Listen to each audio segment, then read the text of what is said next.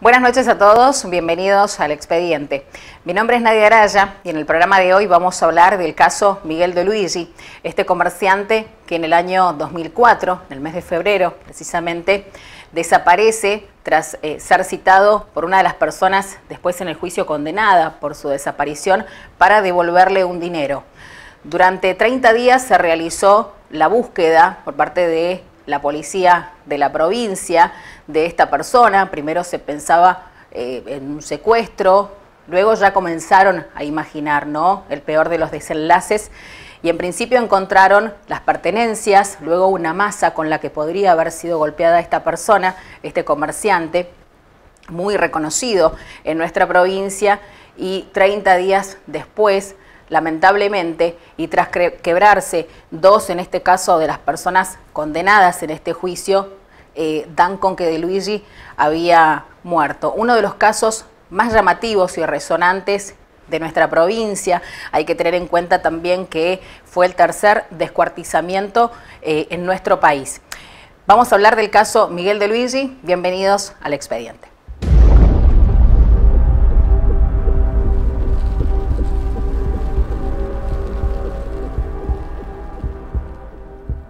Bueno, doctora Soledad Varas, una de las causas más emblemáticas en la provincia ha sido sin lugar a dudas el caso de la muerte del financista y comerciante Miguel De Luigi, y puntualmente usted estuvo trabajando en este caso con el doctor Vegaciar. ¿Qué es lo que recuerda de, por supuesto, este caso que ha marcado un hito, ¿no?, en la provincia de La Rioja? Bueno, sí, la verdad que ha sido un caso en donde se ha trabajado mucho. Jurídicamente había despertado mucha curiosidad, en primer término porque la causa principió siendo una averiguación de paradero atento a la denuncia efectuada en aquel entonces por la pareja en ese momento del empresario conjuntamente con su hijo ante las oficinas de investigaciones de la policía de la provincia. Y ahí comienza con una suerte de averiguación de paradero en el cual había pistas muy certeras. El financista se sabía de cierto, había concurrido, me acuerdo, el sábado 14 de febrero del año 2004 a la inmobiliaria Bienes Raíces, que era propietario de el señor Alberto Daca. Eso se tenía certeza. ¿Por qué? Porque la pareja, la señora del señor De Luigi, nos comentaba y declaró en su momento, tantas veces fue necesario, que ella escucha el llamado de teléfono realizado cerca de las 7:30, 8 de la tarde, y recordaba que De Luigi había salido rumbo a la inmobiliaria. O sea, de eso se tenía certeza de que él se había dirigido a la inmobiliaria que se ubicaba acá por la calle Buenos Aires y Santa Fe. De allí, al día domingo, comienza por supuesto el interrogante de por qué no había vuelto, día lunes, martes, y comienza la investigación. Había dos personas a las cuales se las tenía en todo momento en la mira, que era Alberto Daca, y aquí entraba a jugar otro personaje que era Ramiro Blanco. Ramiro Blanco en ese momento se desempeñaba en la inmobiliaria como una suerte de datero, o sea, era la persona que le llevaba al propietario de la inmobiliaria datos sobre clientes potenciales que querían comprar, querían vender o querían alquilar inmuebles. A su vez, Ramiro Blanco tenía una suerte de parentesco con la familia de Luigi. Y bueno, hubo situaciones que nos desconcertaron en ese momento, ya que Ramiro Blanco y Daca siempre negaron, inclusive haberlo visto a De Luigi la noche del sábado 14 de febrero, sino que Ramiro Blanco es como que se pone al frente de la investigación para ayudar a la familia a ubicar el paradero. Y él es como que trataba, por supuesto, de desconcertar, diciendo capaz que mi tío se fue a San Juan, capaz que se fue a de viaje, capaz que está acá, capaz, pero él como demostraba una cierta preocupación en ubicar el paradero. O sea, se mostraba preocupado, no nervioso. Preocupado, lo que por supuesto confundía. Pero yo creo que el hijo del señor de Luigi, el hijo mayor, siempre tuvo una sospecha en Ramiro Blanco, como que le mentía, como que había algo detrás. Bueno, después nos sorprendió, yo creo que, no recuerdo muy bien, yo no tengo los antecedentes acá, que la búsqueda demoró más de 30 días, lo que en un momento daba a parecer una imposibilidad de poder determinar dónde estaba el señor de Luigi. Se encuentra el vehículo, el auto, lo que por supuesto crea y hace más interesante la causa, la hacía más grave en ese momento. Él tenía un vehículo de alta gama en aquel tiempo, era imposible que lo pudiera haber abandonado en inmediaciones del aeropuerto. Ahí se encuentra el vehículo. La verdad que eso nos ponía mucho más nerviosas a la familia. El juez que instruía la causa, el doctor Moreno, en aquella época, contaba con todo el apoyo policial, se rastreaban los teléfonos, y bueno, ahí se planteó la duda porque el abandono del auto, y se planteó un eventual o un posible secuestro, que había sido víctima de un secuestro, pero también faltaba el elemento clave del secuestro, que es la extorsión, o sea, el llamado para solicitar una suma de dinero, etcétera. A todo esto había pasado 30 días. No, yo creo que el auto se encontró mucho antes, hasta que ya las sospechas se centran en la inmobiliaria, se hacen allanamientos en la inmobiliaria, no se encuentra nada, se hacen allanamientos en los domicilios de Luigi, el auto es requisado, tampoco se encuentra nada, y ahí es donde empezamos a cerrar el círculo con respecto a la persona de Ramiro Blanco, que efectivamente es el que posteriormente termina quebrándose. Datos que en ese momento conmocionaban era de que es la propia madre la que lo entrega a Ramiro ante las autoridades judiciales.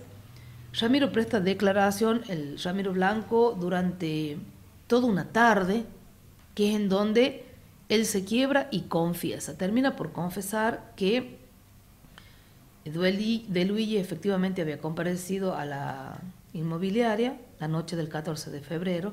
Se había originado una suerte de discusión. De Luigi era una persona que se dedicaba a los negocios, era financista, era empresario. Aparentemente DACA le debía una alta suma de dinero que no podía cobrar, no podía terminar de pagar, y que la discusión viene a causa de esta cuestión, que hubo hechos de violencia a los cuales Ramiro Blanco se presenta como su intervención a los efectos de defender, digamos, a DACA, en el sentido de que de Luigi lo habría embestido a DACA y él salta en defensa, lo golpea, cae de Luigi y Ramiro Blanco, con una masa que había en el lugar, le aplica un golpe en la cabeza. Por supuesto que Ramiro Blanco da ciertas especificaciones que han sido falsas, pero sí los conduce a los efectivos policiales a donde había escondido un arma, que el arma era de propiedad de la víctima. Esa era otra cosa que se entraba duda. ¿Por qué? Porque cuando se encuentra el vehículo no se encuentran las pertenencias personales de Luigi, y lo que sí se podía acreditar por parte de la familia era que había un maletín, que también fue, digamos, un centro alrededor del cual giró la investigación, un maletín que supuestamente poseía mucho dinero, escrituras de inmuebles originales y un arma. Ramiro Blanco conduce al arma, que estaba en inmediaciones del dique, y bueno, ahí se empieza a cerrar el círculo, pero no aparecía el cuerpo. Ramiro da especificaciones como que había sido quemado con ácido, que luego había sido enterrado o tirado en un pozo de cal, pero seguía el interrogante con respecto al cuerpo. ¿Y Daca a todo esto, doctora, ya en qué situación estaba? Completamente ajeno a la situación. Daca había recibido a la familia en 2 o 3 oportunidades, negaba completamente haberlo visto. Conjuntamente su abogado también se hacía eco de sus palabras, negaba haber tenido contacto reciente con De Luigi. Parecía, era evidente su frialdad, era inmutable cuando hablaba con la familia. Él continuaba con su actividad normal y diaria en la inmobiliaria.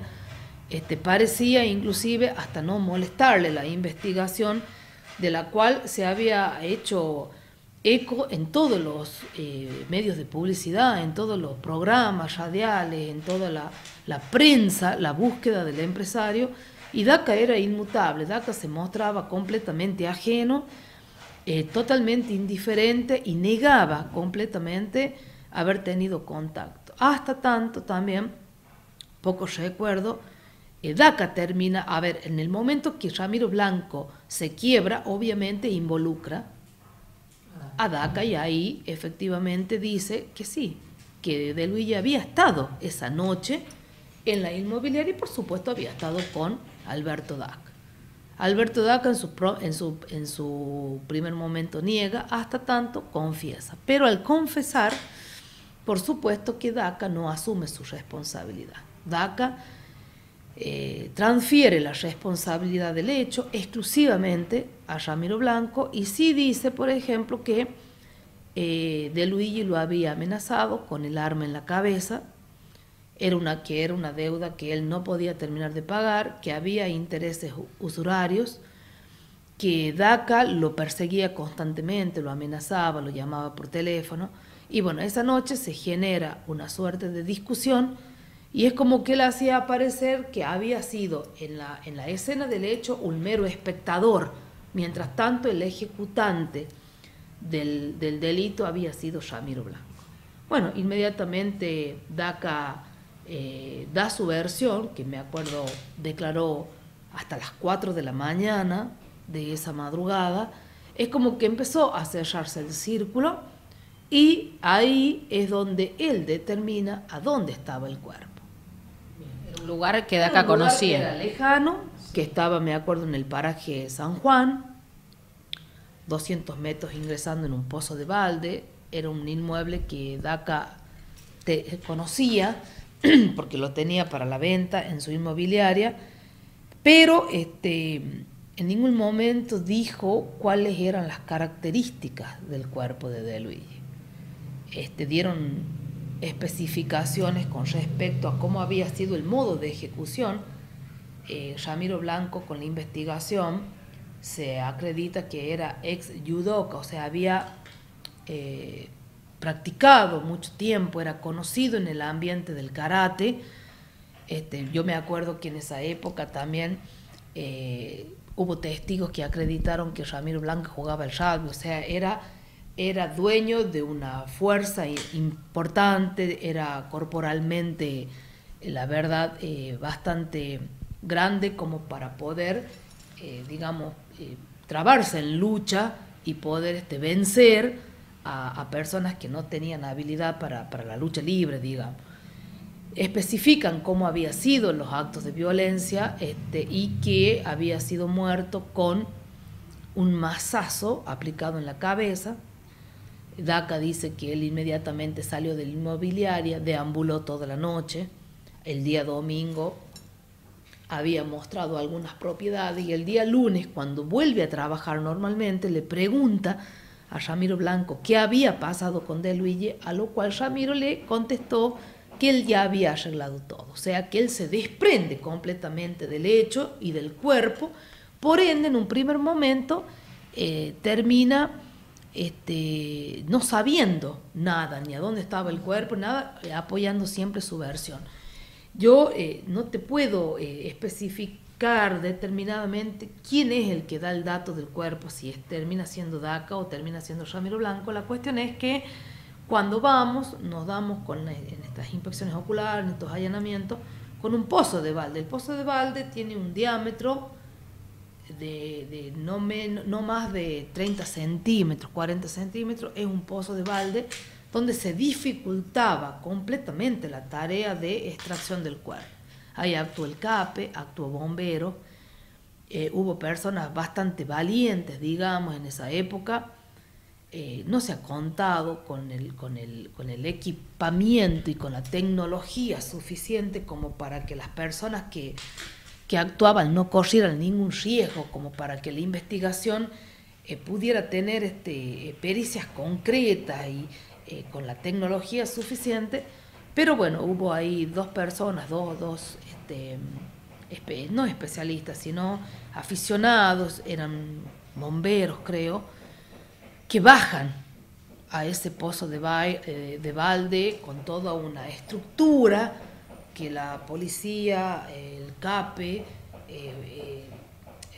coloca alrededor del pozo como para bajar con cuerdas y con una roldana estas personas que ejecutaron la tarea. Y bueno, grandísima fue la sorpresa cuando extraen una parte del cuerpo, que el muchacho que bajó decía: yo tocaba algo, palpaba algo, era algo sólido, y nos damos con que el cuerpo estaba descuartizado. Que no te pase a vos, no vas a entender. Clásico, individualista, decido que no te quiero